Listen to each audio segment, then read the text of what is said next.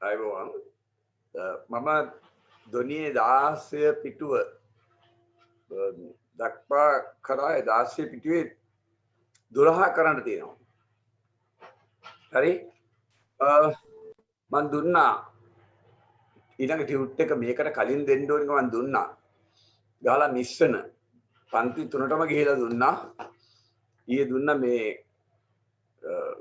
පන්ති 3ටම ගිහිලා දුන්නා මම. ඔබට ගන්න කියලා පොයින්ට් එකක් කරියා. මිස්සන දැන් මේක තව සංගීත භාණ්ඩ විතරයි කරන්න සංගීත භාණ්ඩ කරලා පස්සේ ඔබට මේ මිශ්‍රණ කරනවා ප්‍රශ්න ඔක කරන්න ඕනේ. හරි?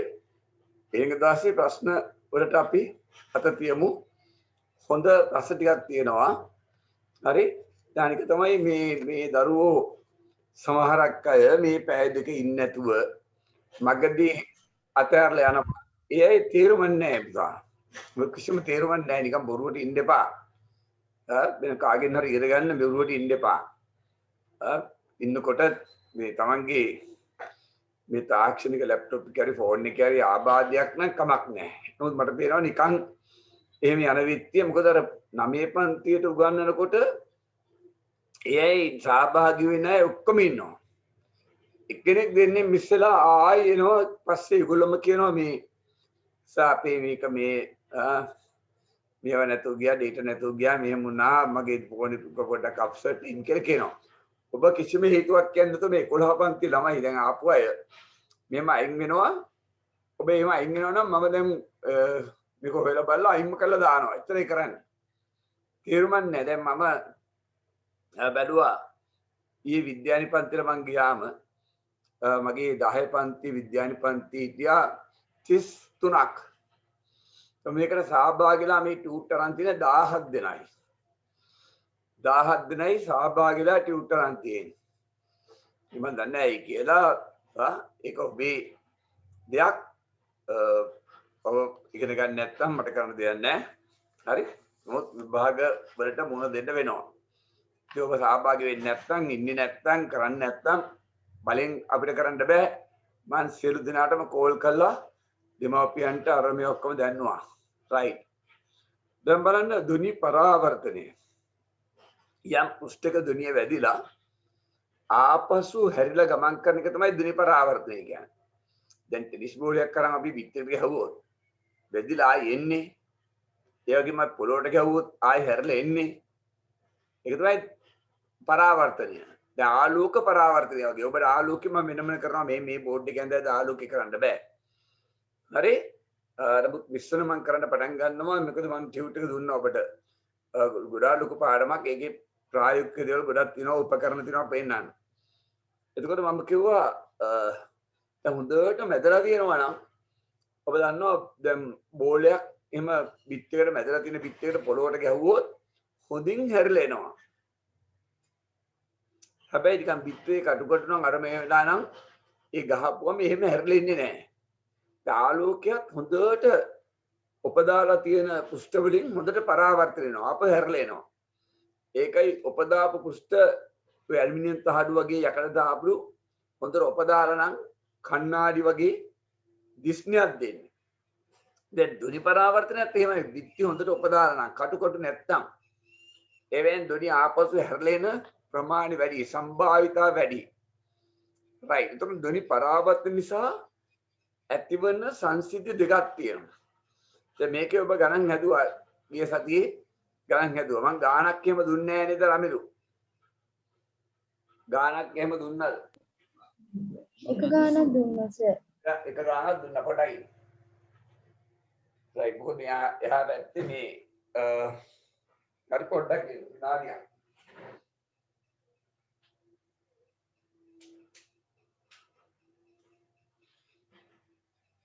එයා පැත්තේ වත්තක මේ ට්‍රැක්ටරයක් වැඩ කරනවා ඒකේ සද්ද එනවා බාධායි. මම මේ දොර යවුවා මේ කාමරේ. රයිට් එක ගානක් දුන්නා. හොඳයි. අපි ඒ ගාන හදලෙමු. හරි? ඒ ගාන හදලෙමු. හරි මම කිව්වේ දැක ඒ කිසිම උමනාවක් නැති ළමයි බොරු කරන ළමයි ඉන්න මේ විද්‍යාව ගණන් වගේ විෂයකට එහෙම කරනවා නම් මම දන්නේ නැහැ ඉතින් රමිරුවා උත්තරේ දානවා 0.2 825 කියලා. ගාන මට කියන්න පොඩ්ඩක්. එතකොට මේ කාලේ දීලා ඇති වස්තු වැදිලා මේ පුෂ්ටිකට ඒ සද්ද තරංග වැදිලා ආයෙ එන්න එහෙම නේ දුන්නේ මං. තුවක්කුව වැදිලා කඳු ගැටයක වැදිලා ආයෙ එන්න ගතුණු කාලේ එහෙම නේ දුන්නේ. උත්තරේ දාන්න නැතු කියන්න හිරුනි. වැදිලා ආයෙ එන්න ගතුණු කාලේ දුන්නේ. ඔව් සර්. කීයද කාලේ? කාලේ තප්පර 5යි. තප්පර 5යි කාලේ. තප්පර 5යි කාලේ රයිට්. එතකොට වාතයේ දොරි ප්‍රයෝගය නේද දුන්නේ? එතකොට වාතය ඔව් සර්. තප්පර මීටර 330යි. එහෙම නේද දුන්නේ? තප්පර ඔව් සර්. 330යි යා රයිට්. රයිට්. දුරහන්නේ. එතකොට කඳු ගැටේට වැදිලා එන්න කාලය දුර සමානයි වේගය වැඩි කිරීම කාලය. කඳු ගැටේට වැදිලා එන්න තමයි මේ කාලය. වේගය නම් හරි 330යි තත්පරයට මීටර කාලය ගිහිල්ලා වැදිරෙන්න මේ පහ බෙදීම දෙකයි තම 5යි. එතකොට උත්තරේ අපිට එනවා මේක 1යි 2යි 5යි වැඩි කිරීම 5යි. එහෙම නේද? 2 1යි 12ට sorry 6යි 10ට 5යි. එතකොට පස්සට 5න් පාදයන්ම දෙකක් ඉතුරුයි. හරි? 4ක් 5යි 32 දෙකම 3ක් ඉතුරුයි. පස්සරක 5යි 8යි 825යි මීටර දැන් හිරුඩි අර අපේ රමිරු හැම උත්තරේ දැම්මා. හරිද? කො උත්තරේ හරිද ආකාශා? සෙව්මිනි උත්තරේ හරිද? සෙව්මිනි ගිය සතියේ හිටියේ නැද්ද? හිටියද? හිටියනම් මේක කරලා අකිල කරාද මේක? කවිෂා කරාද? මදුෂිකා කරාද? රමිරු නම් උත්තරේ දැම්මා. ඔව් සර් මගේ උත්තරේ හරි. alright මේ තප්පර 5යි වැදිලා එන්න තප්පර 5යි. මුළු තප්පර 5ම ගන්න එපා. right මගේ හරි right. එතකොට ගිහිල්ලා වැදිලා එන කාලේ ගන්න එපා ඩිල්කි. කාලේ ගන්න මේකෙන් භාගය වේගය වැඩි කරන්න කාලෙන් මුළු කාලේ ගන්න එපා. ඔන්න උත්තරේ right. ඔන්න මම පැහැදිලි කරා. එයි මේ පරක් වෙලා එන්නේ. වෙන වෙන පන්තිද? නෑනේ.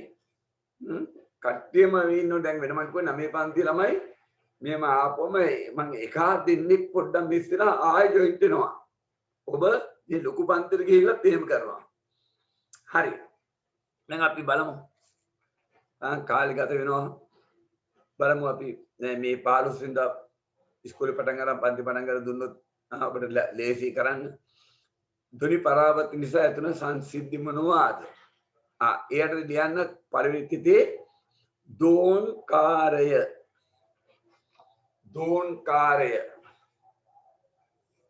ලියන්න. දෝංකාරය පළවෙනි එක දෝංකාරය. අනික තමයි ප්‍රතිනාදය. පළවෙනි එක දෝංකාරය ඊළඟ එක ප්‍රතිනාදය. right. දෝංකාරය පැහැදිලි කරන්න. ඔබ දන්නවා හරි විශාල ශාලාවල ඔබ පොඩි කාලේ මේක කරනවා. ඔය දේශන ශාලා පල්ලිය වගේ දුකු ශාලාවල හරි උත්සව ශාලාවල හරි ඉස්කෝලේ තියෙන මේන් හෝල් එකේ ශාලාවේ හරි ඔබ මෙහෙම අපිට ගැවුවොත් ටිකක් වෙලා එනකොට ආයි හඬ හැෙනවා.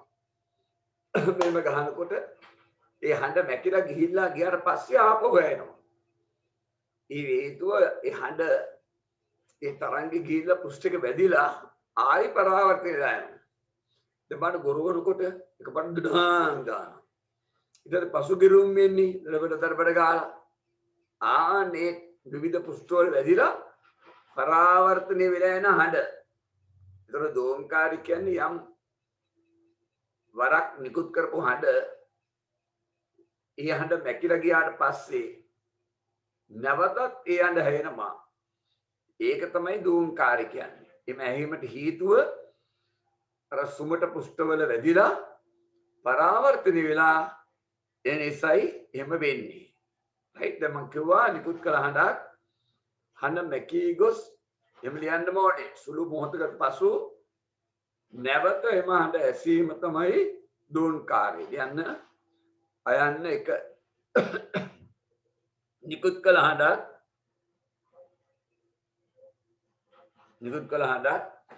මැකී ගොස් සුළු මොහොතකට පසු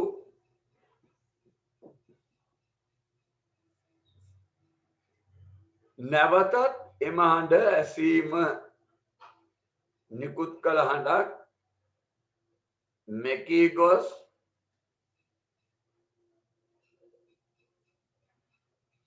සුළු මොහොතකට පසු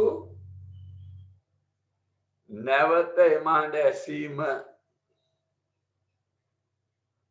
right දැන් බලමු දෝංකාරය ඇතිවීමට තිබිය යුතු සාධක ඕනෙ තරක වෙන්නේ නැහැ. දෝංකාරය ඕනෙ තරක වෙන්නේ නැහැ. මේ මෙතන මම මේ කතර දාලා තියෙන්නේ මෙතන නම් හඬ නිකුත් වෙන්නේ මේ පරාවර්තනයට පුස්වෙනා මේ නිකුත් කරපු ධ්වනිය හට ගන්න තැන මේ වැදිලා එන තැන මේ දෙක අතර දුර මීටර් 17ක්වත් තියෙන්න ඕනේ. මොකද මේ නිකුත් කර හඬක් කණේ රැඳෙන්නේ තප්පරයෙන් 10න් කොටසක්. බලන්න අපි මේ නිකුත් කර හඬ ඔබට ඇහුණා නැකිලා ගියා. හඬ පෝලිං ගහන්නේ නැහැ. හඬ පෝලිං ගහන්නේ නැහැ. ඔබට තේරුම් ගන්න ඕනේ. ඒතකොට තප්පරයෙන් 10න් එකක් තමයි එවැනි සුළු කාලයක් තමයි හඬ කණේ රැඳෙන්නේ. එන්සා තප්පර 17ක් ගියාම තප්පර කියන්නේ මීටර 17ක් දුරින් හිටියාම මේ නිකුත් වන හඬ ගිහිල්ලා වැදිලා මේ පුෂ්ඨ වැදිලා ආයෙ එනකොට මුල්ලන්න මැකිලා ගිහිල්ලා ඊට වඩා ලං වුණොත් එහෙම දෝංකාරය එන්නේ නැහැ. එන අපිට පේන්න ඕනේ ධ්වනිය හටගන්න ස්ථානයක් පරාවර්තන පුෂ්ඨයත් අතර දුර මීටර් 17ක්වත් ආසන්න වශයෙන් තියෙන්න ඕනේ. දැන් ධ්වනිය හටගන්න ස්ථානයක්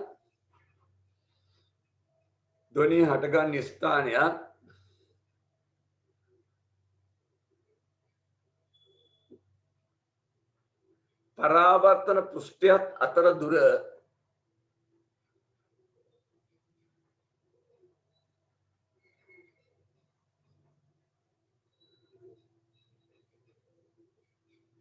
මීටර් 17ක්වත් තිබිය යුතුය. මීටර් 17ක්වත් තිබිය යුතුය.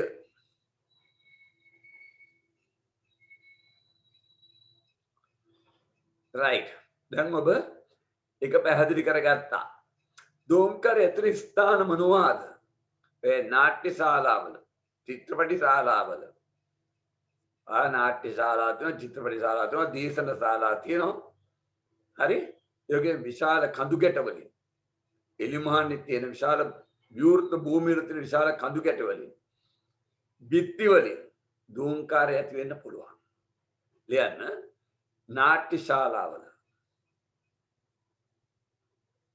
චිත්‍රපට ශාලාවල අංක 17 උඩම චිත්‍රපටි ශාලාවල, නාට්‍ය ශාලාවල, චිත්‍රපටි ශාලාවල, දේශන ශාලාවල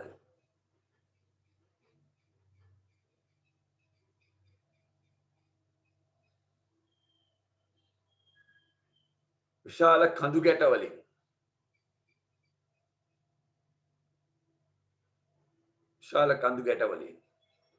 right ඒතර යෝගේ තැන් වලින් දෝංකාරය ඇති වෙන්න පුළුවන්. දෝංකාරයේ අහිතකරතාව මොකද්ද? අපිට කියනවා කියන්නේ නිකුත් කළ හඬ අපිට සුළු මොහොතකින් නැවත ඇහෙන නිසා ඊට පස්සේ අපි කතා කරන හඬත් පැහැදිලිව ඇහෙන්නේ නැහැ. නිකුත් කළ හඬ සුළු මොහොතකින් නැවත ඇහෙන නිසා ඊට පස්සේ අපි නිකුත් කරාට පස්සේ කතා කරන හඬ අපිට නැවත ඇහෙන්නේ අපහැදිලිව. ඒ නිසා දෝංකාරය ලස්සනයි. ඔය සංගීත සන්දාසන පොඩ්ඩක් තියෙන්නේ ඌණාට දා දෝංකාරය කරකසයි, කටුකයි යන්න. නිකුත් කළ හඬ මුලින් නිකුත් කළ හඬ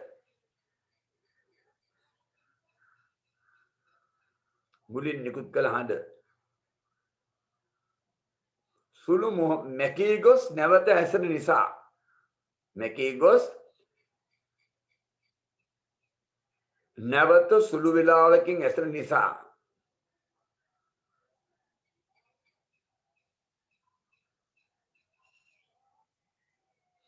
පසුව නිකුත් කරන හඬ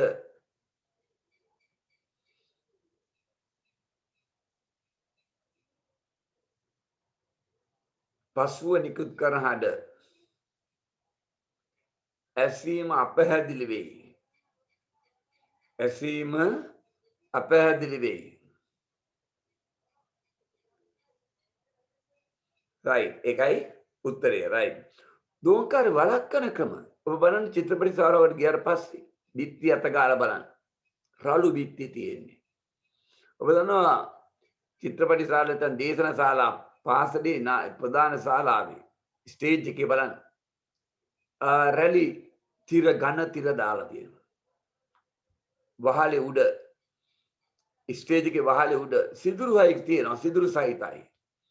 උදර රැලි තිර ඝන තිර දාපුවම පෘෂ්ඨ වැඩිනේ. ඒතර දුනිය හානි වෙනවා. අර සිදුරු තිබ්බම දුනිය පරාවර්තනය වෙන්නේ නැහනේ. එින් ඈතට යනවා. බිත්ති රළු කරපුවම පෘෂ්ඨ වර්ගඵලෙ වැඩිනේ. ඒ නිසා දුනිය හානි වෙනවා. එහෙනම් ලියන්න දේශන ශාලාවල බිත්ති රළු කිරීම. බිත්ති රළු කිරීම.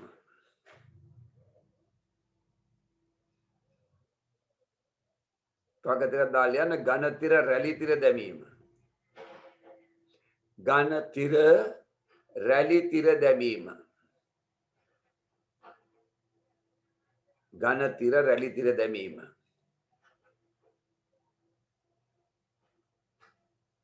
වහල සිදුරු සහිත කිරීම. වහල සිදුරු සහිත කිරීම. ස්ටේජ් එකේ සිවිලම වහල සිදුරුත් එම වැසට දෙමෙනවා. සිවිලම සිදුරු සහිතව ඇදලා තියෙනවා.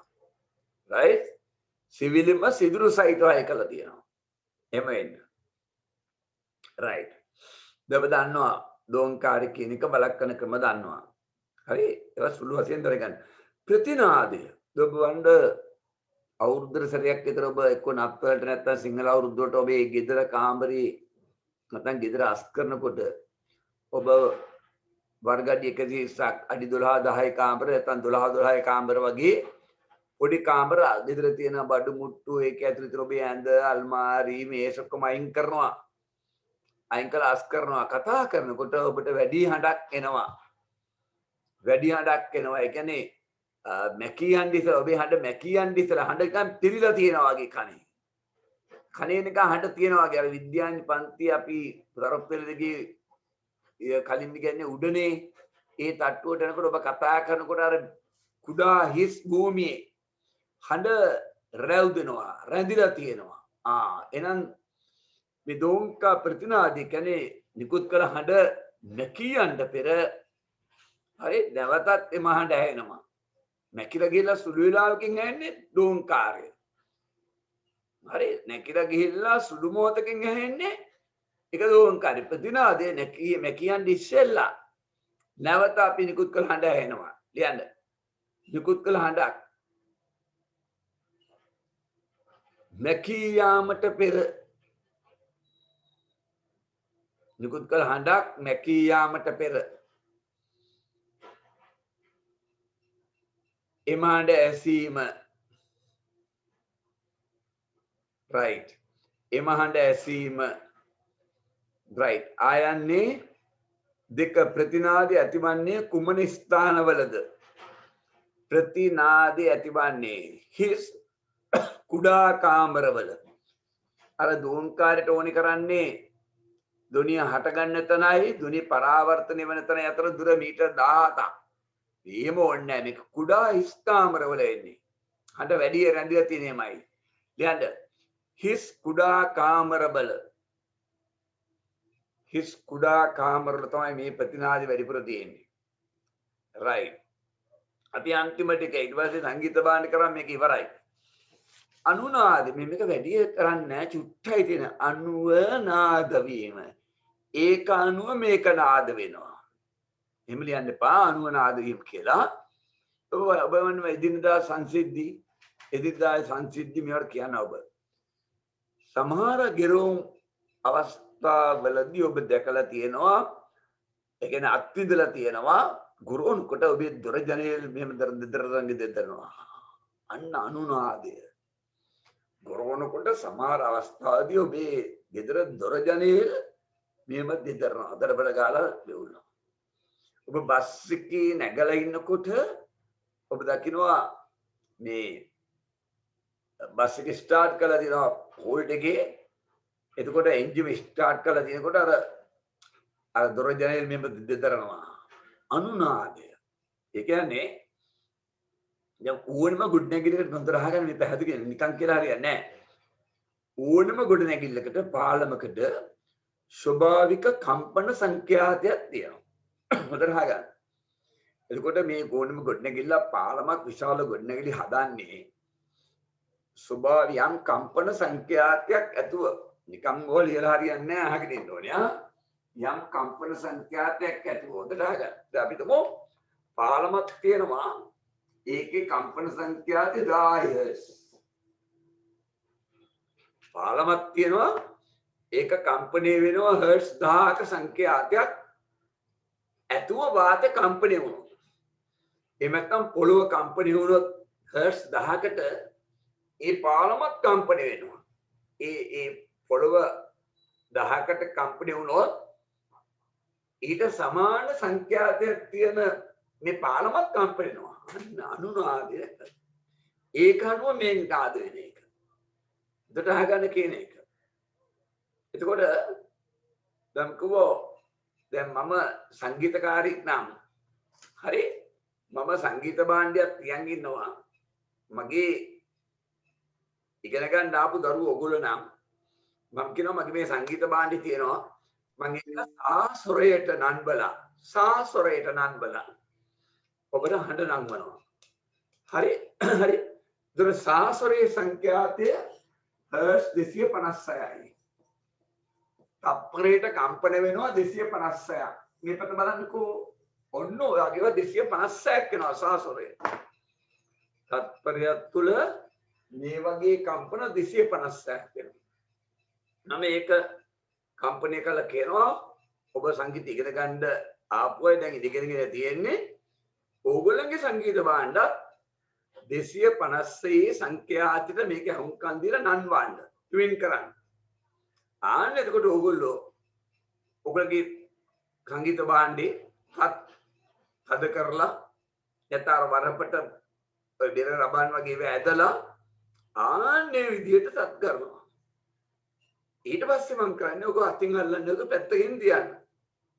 මම දැන් මගේ සංගීත භාණ්ඩේ වාදනය කරනවා සාස්වරය. ඒතර මේ වාතේ කම්පණය වෙනවා. තප්පරයට 256කින් කම්පණය වෙලා වාත තරංග යනවා. ආන්නේ වගේලා ඔයගලගේ සංගීත භාණ්ඩ වල වැදුනම සුළු මොහොතකින් ඒවත් කම්පණය වෙනවා දැක්කද? අනුනාදය. ඔබම තේරුම් ගන්න දැක්කද? අර අහස ගුරුනකොට යම් සංඛ්‍යාතයකින් නිකුත් වන හඬ වාතය තුලින් ගමන් කරනකොට ඒ සංඛ්‍යාතර සමාන සංඛ්‍යාත තියෙන ගොඩනැගිලි සුළු මොහොතකින් දෙදරනවා. දැක්කද? ඔබ තේරුම් ගන්න ඕනේ. අනුනාද කියන්නේ එකයි මේ ගැන වැඩි උගන්වන්නේ නැහැ. ඉස්සර ටිකක් වැඩියෙන් තිබුණා දැන් චුට්ටක් මම දාලා තියෙන්නේ. ඒක දැනගත්තම ඇදෙන මොකක්ද අනුනාද කියන්නේ? යම් සංඛ්‍යාතයක් තියෙන යම් සංඛ්‍යාතයක් නම් කම්පන සංඛ්‍යාතයක් තියෙන වස්තුවක් හරි ඊට අදාළ කම්පන සංඛ්‍යාතකින් යම් තැනක් කම්පන වෙනකොට ඒ අණුව එම වස්තුව කම්පණය වීම තමයි ඒකට අනුව කම්පණය. ඒතකොට සමාන සංඛ්‍යාත තියෙන්න ඕනේ. ඒකයි මම කිව්වේ සමාන සංඛ්‍යාත තියෙන වස්තු දෙකක් එකක තියෙනකොට ආසන්නව තියෙනකොට එකක් කම්පණය වෙලා සුළු මොහොතකින් අනෙක් අංශුවත් ඊට අනුරූපව කම්පණය වීම තමයි අනුනාද කියන්නේ. දැන් මම තව උදාහරණයකට මේ එකිනෙක සිද්ධි. ද පාලම් බෝක්කු උඩින් සමහර වාහන ගහතින් මේක මෙවැනි බරපතල වාහන යාම තහනම්. දහකන් මේ වැනි වගේ මේ වොඩ් ගහතින් මේවා මේ කන්ටේනර් යාම තහනම්. ඒක විශාල බරපතල යන්නේ. එමියකට පොළොව කම්පණය වෙනවා. ඒතර පාලමේ කම්පන සංඛ්‍යාතය අර කන්ටේනර් එක යන පොළොව යනකොට ඇතුළේ කම්පන සංඛ්‍යාත වඩා අඩු නම් නැත්නම් සමාන නම් පාලම පුපුරලා යනවා. ඒකයි ඒව යන්න එපා කියන්නේ. ඒ වගේම හමුදා බැට කණ්ඩායමක් හමුදා වටියෝ 100ක් විතර. මේ ඉස්සර මම තදර ඉගෙනුවා මම ටිකක් දැන් මේ කියන්නේ. පාලමක් උඩින් යනකොට ඒගොල්ලෝ කියනවා සනබ කරන්න එපා කියලා. ඔව් දන්නවා ඔවුන් වම කියනකොට හරියට මම දකුණ ඔබ දැන් හිට බලා ගන්නපුවම සනබ කරනවා. පාසල් ළමයි වගේ. නෑ නේද පාසල් මුන්නම් වම් කියනකොට දකුණ ගහන්නේ උනුත් එක දෙන්නේ කියනවා.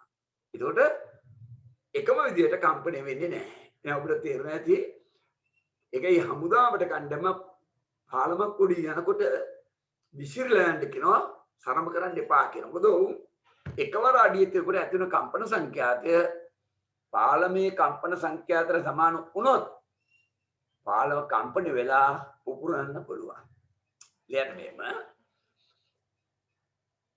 සමාන කම්පන සංඛ්‍යාත ඇති 13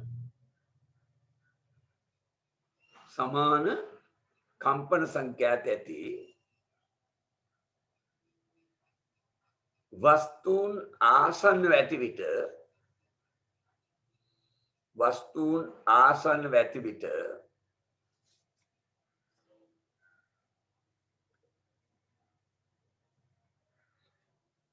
එක් වස්තුවක් කම්පණය වී සුළු මොහොතකින්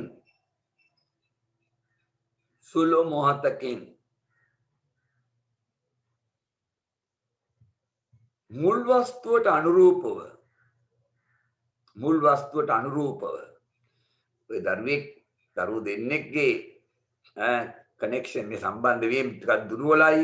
එහෙමනම් පුතා හෝ දුව ඇහෙන්නේ නැහැ. ඇහෙන්නේ නැහැ කියන්නේ තේරෙන්නේ නැහැ. බොහොම පරිස්සමෙන් සම්බන්ධ වෙන්න.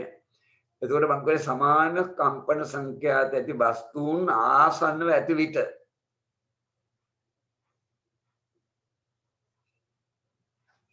එක් වස්තුවක් කම්පණය වී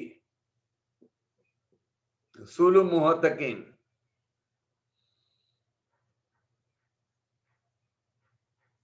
ඊට අනුරූපව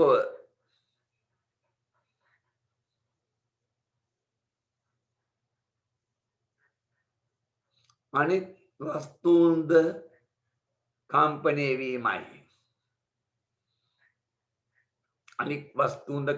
වීමයි. රයිට්.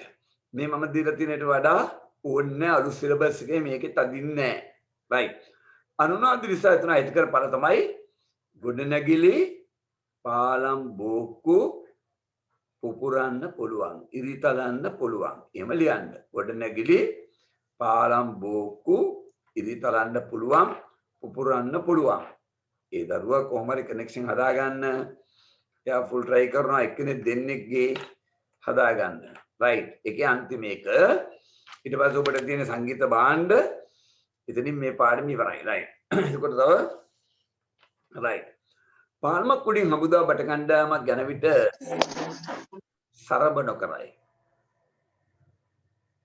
පාලමක් උඩින් හමුදා බට කණ්ඩායම් යන විට සරබ නොකරයි. මම කිව්ව එක ඉස්සෙල්ලා මතක ඇති මම එකයි දැම්මේ ඈ වැඩි දැම්මේ නැහැ. ඉස්සර මහ ගොඩක් දැම්මා. ඕනම වස්තුවකට තියෙන ස්වභාවික කම්පන සංඛ්‍යාතය. ඕනම වස්තුවකට ස්වභාවික කම්පන සංඛ්‍යාතය තියෙනවා. ගොඩනැගිලි හදන්නේ ඉංජිනේරුවෝ ඒවට ඔරොත්තු දෙන විදිහට. ඒ ගොඩනැගිලි ප්‍රමාණය අනුව ඊට ඔරොත්තු දෙන විදිහට තමයි ඒව හදන්නේ. කවුරුහරි මෙතන ඉන්න දරුවෙක් දෙන්නෙක් හරි ගොඩක් හරි ඉංජිනේරුවෙක් වුණොත් එහෙම ඔබට ඒක මම කියන ඒවා දැනගන්න පුළුවන්. එහෙම අය ගොඩාක් ඉන්නවා. මගේ ගෝලියෝ මමත් කැමති ඔබ මම නැති කාලෙක හරි ඔබ හොඳ ඉගෙන ගත්ත හොඳ අය වෙනවා තමයි කැමති. රයිට්. ඒතර මම ඔබට කිව්වේ ඕනම වස්තුවකට තියෙනවා ස්වභාවික කම්පන සංඛ්‍යාතයක්. ඒතර හමුදා බඩකණ්ඩායම අර පාලම උඩින් සරබ කරනකොට ඒ පොළොව කම්පන සංඛ්‍යාතය උන් අඩිය දිනකොට ඇතිවන කම්පන සංඛ්‍යාතය පාලමේ ස්වභාවික කම්පන සංඛ්‍යාතයට සමාන වුණොත් පාලම කම්පණය වෙනවා. පුපුරන්න පුළුවන්. ඉරිතලන්න පුළුවන්. කියන්නේ මෙහෙම ඕනම වස්තුවකට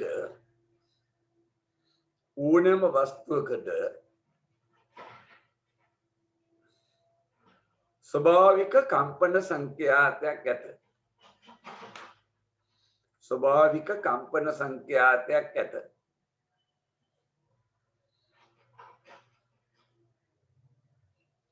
ඕනෑම වස්තුවකට ස්වභාවික කම්පන සංඛ්‍යාතයක් ඇත.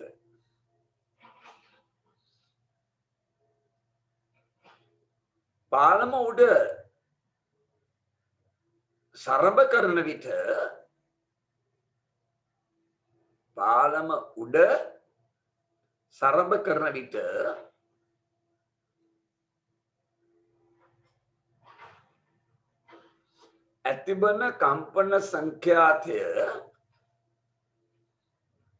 ඇතිවන කම්පන සංඛ්‍යාතය පාලමේ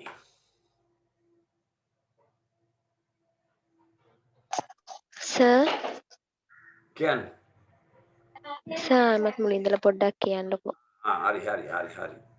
ඕනෙම වස්තුවකට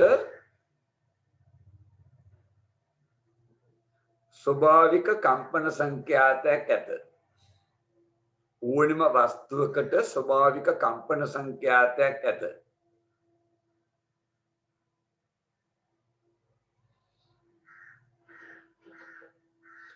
පාලම උඩින් සරබ කරන විට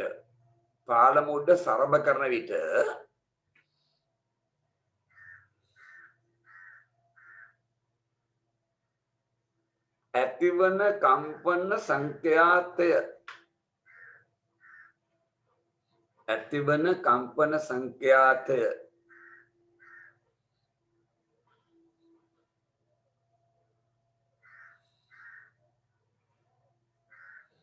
පාලමේ කම්පන සංඛ්‍යාතයට ඊට මැදින් පොඩි යටි තියෙන ඊට පාලමේ කම්පන සංඛ්‍යාතය සමාන වූ විට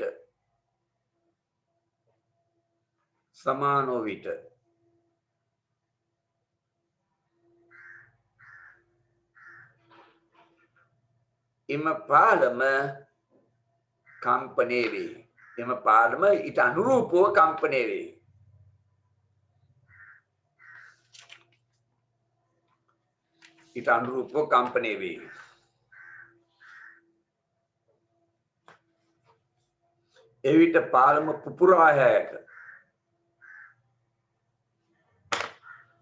එවිට පාලම පුපුරා හැක. නැත්නම් ඉරිතලන්න පුළුවන්.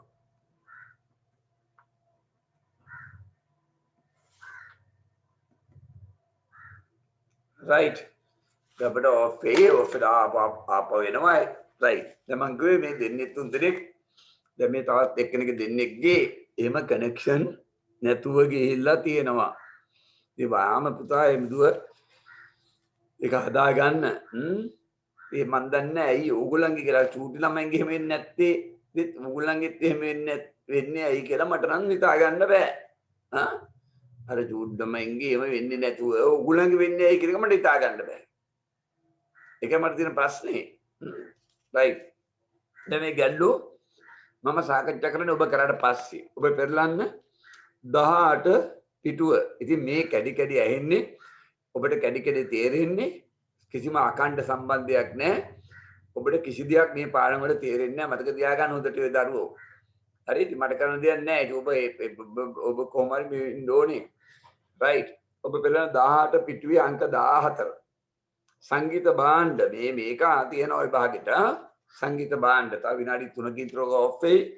ඊට පස්සේ අපොම වෙන ඔබ මේ බාත්රූම් ගියා නාන්නයි කෑම කකා මේක අහගන්නයි යන්න එපා. කරොත් මට කරන්න දෙන්න මං ගිය සතිය මං කරානේ. දැන් පරණෝලේ ළමයින්ගෙත් එහෙම ඉන්නවා කිසිදු මුණාකමක් නැති ළමයි ඉන්නවා. මට කරන්න දෙයක් නැහැ. right. ක්‍රියාව හා නිමාව අනුව සංගීත භාණ්ඩ වර්ග 3යි. බලන්න ඔබ දන්නවා ඩ්‍රම් එක තැටියකට තට්ටු කරනවා. ඔක්ටෝපෑඩ් ඒකත් එමේ කෝඩු දෙකකින් ගහනවා. බෙරේ රබාන හැමකට තට්ටු කරනවා. ඒවා හදලා තියෙන්නේ මේ විදියට. ක්‍රියාවන නිමාව. හත්ගෙඩිය පිඹිනවා. බටරලා පිඹිනවා. ට්‍රම්පට් ක්ලැරිනට් පිඹිනවා. හරි? වද වාතේ ඔව් එතන වාතේ කම්පණය වෙන විදිහට හදලා තියෙන සිදුරු සහිතව. ඊට පස්සේ තන්තු කම්පණය වයිලින් গিitar සිතාරය වගේ. ඒතර ඒ ක්‍රියාව අනුව තමයි නිමාව. ඒ අනුව සංගීත භාණ්ඩ වර්ග කරනවා. ලියන තත් භාණ්ඩ